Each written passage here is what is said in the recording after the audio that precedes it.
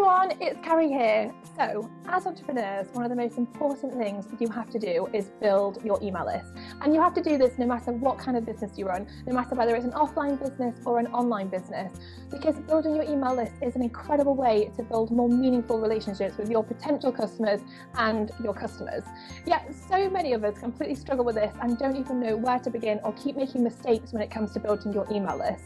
And if you ever feel like this, then do not worry, because I have got something incredible to share with you today, because we are joined by Natalie Lucier, who is amazing when it comes to building email lists. So Natalie, thank you so much for joining us. Thanks for having me, Carrie. I'm so excited to be here. So obviously you're going to be sharing your tips for what people can do right now to start building their email list, even to make it even more amazing. But I thought it would be amazing actually, before we jump into that, to share some of your story, because it's incredible. First off, I love the fact that you are so techie, because I very rarely come across women who are really into technology. And I've also read that you started building websites when you were 12 and thought that was amazing. So before we dive into the list building stuff, could you share a little bit about your story and how you got into it all? Absolutely. Yes. So like you said, I started building websites when I was 12 years old. I just fell in love with computers. And when I went to, high school and stuff, I built websites for my high school, and I was part of the computer club and all these things. And then when I went off to college, I was like, okay, well, what should I do? And computers was like the one thing that I wanted to do. So I signed up for a software engineering degree. And throughout that process, we ended up doing a lot of internships. So I worked on Wall Street, I worked on Silicon Valley startups, and kind of had a lot of experience, about 2 years worth of experience before I graduated. And then when I graduated, I was like, this was fun, but it wasn't quite what I wanted to do. So I actually turned down this nice cushy job offer on Wall Street to start my business. And at the time, I was like, I don't really want to do technology. I kind of threw out the baby and the bathwater at the same time. So I decided to start a business all about healthy eating and raw foods. And that was interesting because it actually gave me all the skills that I have today around marketing and online business, even though I already had the tech side figured out. So eventually people started coming to me and saying, well, who built your website? How are you getting traffic to it? How are you building your list? How are you making money, selling products, all of these things? And I actually resisted that, teaching any of this stuff for a long time, because I wanted to, I was like, I don't want to be a slimy internet marketing person, right? That's not who I am. So when I finally listened to all these people who are coming to me asking me for that, it turned into a 6-figure business overnight, and it's just been growing ever since. So Wow, yeah. amazing. I love that story. So obviously one of the things you do a lot around is list building, and it is so important, but I really feel like so many people make a lot of mistakes when it comes to list building and then wonder why they're trying so many different things but none of it seems to be working. So what are the mistakes that you see people making so often?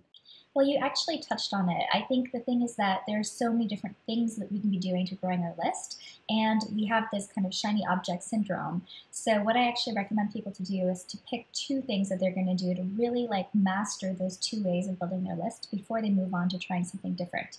So that could be, I'm going to get really good at doing webinars, or I'm going to get really good at building traffic through SEO, or I'm going to get really good at writing guest posts. There's all these different ways of building a list, but pick just 1 or 2 and really master that before you move on. Because I feel like if we spread ourselves too thin, that's when you don't get any traction. That's when you don't become known for something. That's become, you're just kind of one of the masses at that point, and it doesn't really give you any traction. Yeah, I definitely agree with that. I've definitely made that mistake myself before. It's so tempting though to get so involved in all the different things coming up and to go completely off track. But what are steps that people could take right now to help them to build that email list? Yeah, so I actually walk people through a certain process that I kind of outline in my free 30-day list building challenge, but I'll kind of run it through really quickly here. So the first thing I say is always have a really strong opt-in offer.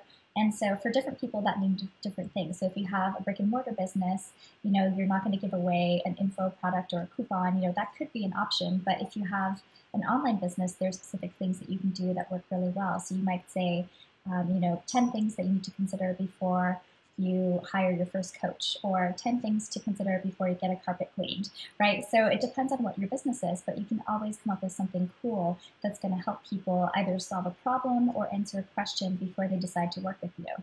And that, creating that opt-in offer can be a PDF, it could be an MP3, a video, an email series. There's just so many different ways of doing it, but having something in exchange for, asking for somebody's name and email is really important. So I consider that to be really like the first step. So once you have that in place, then it's all about getting people to actually see it and see your offer and then raise their hand by giving you their email.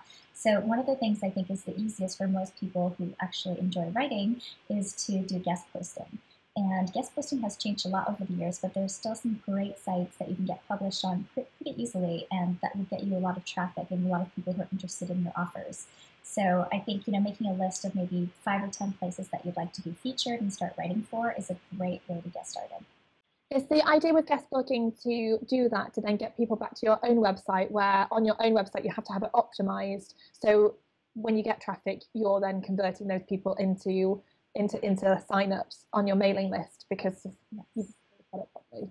Okay. Exactly, absolutely. So basically, you always get a little biography at the end of your guest posts, and you should include a link to either a landing page, which is just your opt-in information and has, here's what you're going to get, here's the name and email opt-in fields, or, you can also send them to your main page, but I think that in general, sending them directly to an opt-in page converts way better. I think, if you like writing, I definitely recommend guest posting. If you're not as much of a writer, there's people who love to talk or who are better on camera, then I say find places that you can be interviewed on. So, there's tons of podcasts coming up every day. There's tons of, video shows or other people who love to have content and who need to fill their spots. So just pitch yourself to be an expert on their shows, on their podcasts, and that also works really, really well. Again, is it the same thing in terms of having a link back that goes to a specific opt-in page? Absolutely. So, when you're being interviewed, tell people, I have a special offer for you guys. Here's the link. And then they can go over and grab that right away. So I think that's definitely the way to go. So then people have to do the opt-in offers and create that. And then obviously do the guest blogging is a great thing to try out. And then trying to also get on other people's podcasts and video shows. So is there anything else that people can do to keep building their list? Yeah, of course. So once you've got a little bit of momentum going with your list, I think it's a really important thing and a really cool thing to do is to have people who are on your list or just joining your list help you spread it to their friends and family and followers.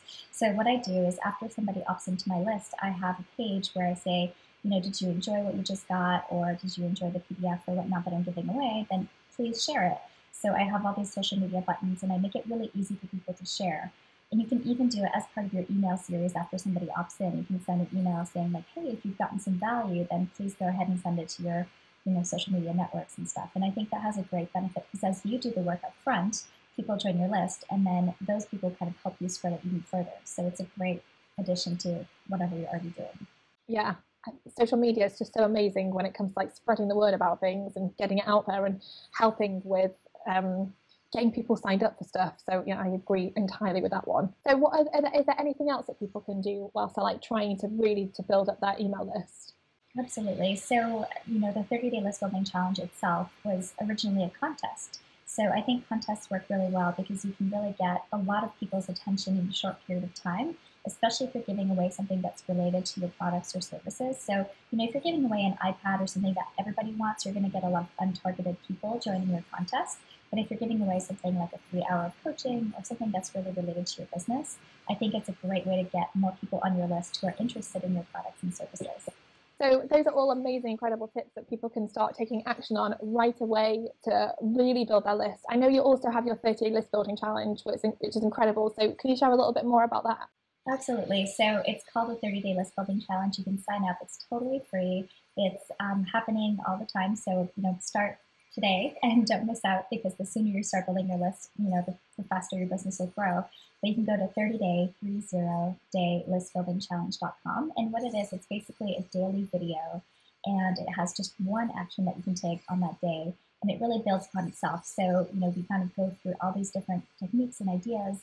And, you don't have to do everything to get the results. I've had people get, 200 new subscribers after just, the first 5 or 10 days and just doing one thing. So it's definitely up to you how much you want to take on, but at least you'll know exactly what to do to build your list more. Yeah, I love that. I love doing challenges because I feel like it just, for a set period of time, you just work something and you put your focus and energy to something and then I find it helps you to get massive results much faster. So everyone should definitely go and check out that But thank you so much for sharing those tips. Everyone should take action on that right away so that you can really start to build an effective list. So thank you so much, Natalie. Thanks for having me, Carrie.